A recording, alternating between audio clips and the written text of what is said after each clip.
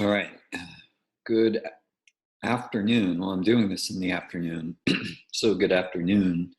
Um, Real quick, I want to do a brief video overview of the project, and I'm going to use a student email that I think is brilliant and that I think will provide clarity to anyone who is confused and frustrated.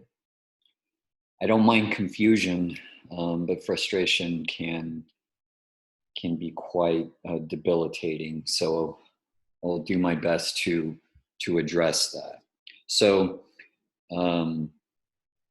what the document that you see on your screen is an example of how to go about designing a map of your paper. And so I'm just going to go start with one and then end with five and provide some commentary as to how this applies to everyone's project. So number one reads, my interpretation of the question being the prompt question, how should you and your research team immunize your communities from potentially harmful technological innovations? So here, the most successful papers will have a specific community in mind, not a global community or some appeal to a general concept, but a very specific community, okay?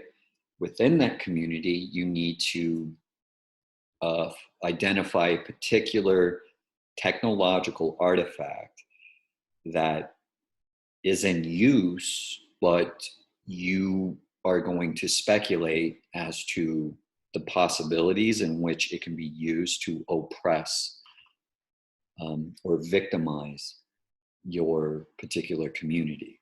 Okay, so a specific community and a specific technological artifact that is in use in the community. Okay, so we move on to number two. How should the drone community, so this is this student's community that he's part of, how should the drone community immunize the drone community from potentially harmful technological innovation that could end our recreational hobby? Which is great.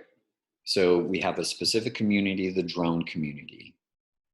And in this community, it's thinking about how drone technology can be used to prevent this particular drone community from having a recreational hobby. So you need to define what does it mean for this community to see drones as recreational, and how does understanding drones as recreation create new relationships towards drone technology? Okay, do you see the subtle difference? Right, the community has its own value system and norms as to understand and give meaning to drone technology and drones as such.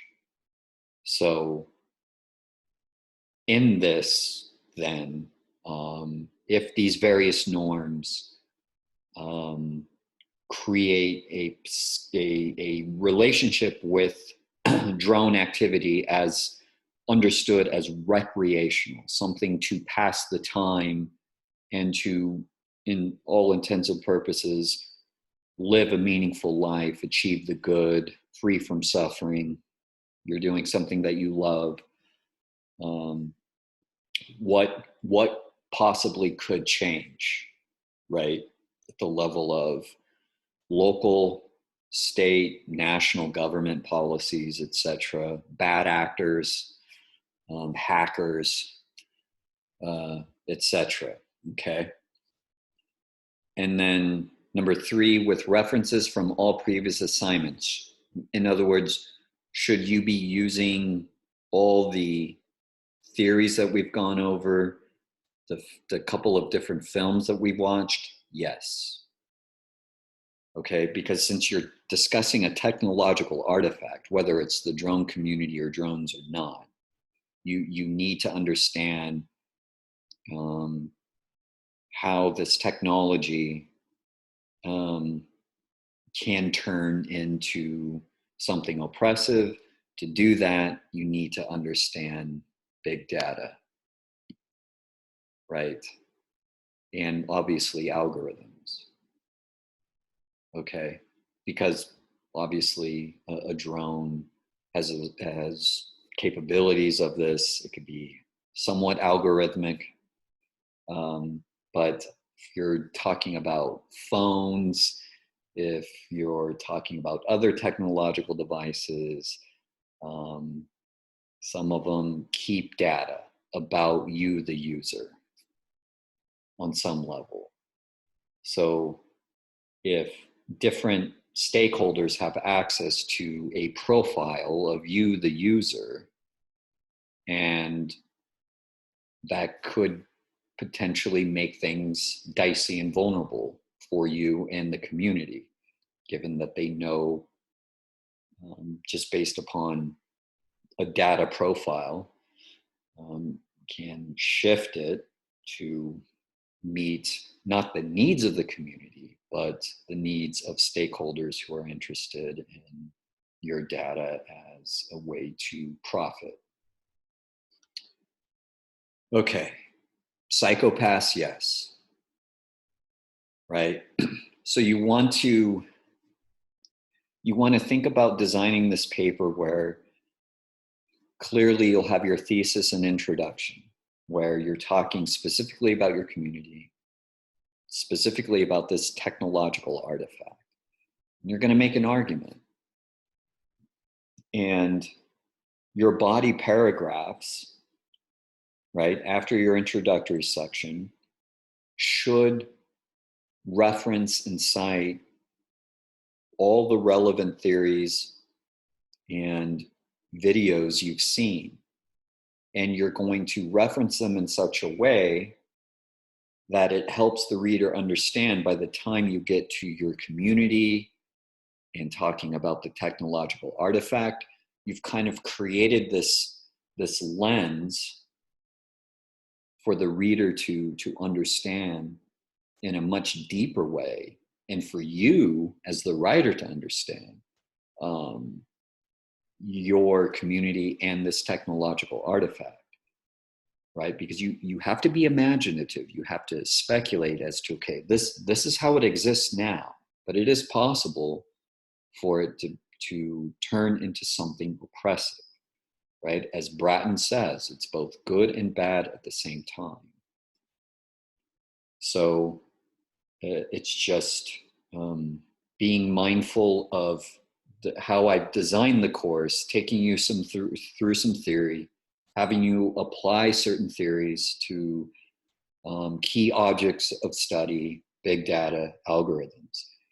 And so you just want to reference those texts and videos as theoretical resources to help you break apart, which is analysis, break apart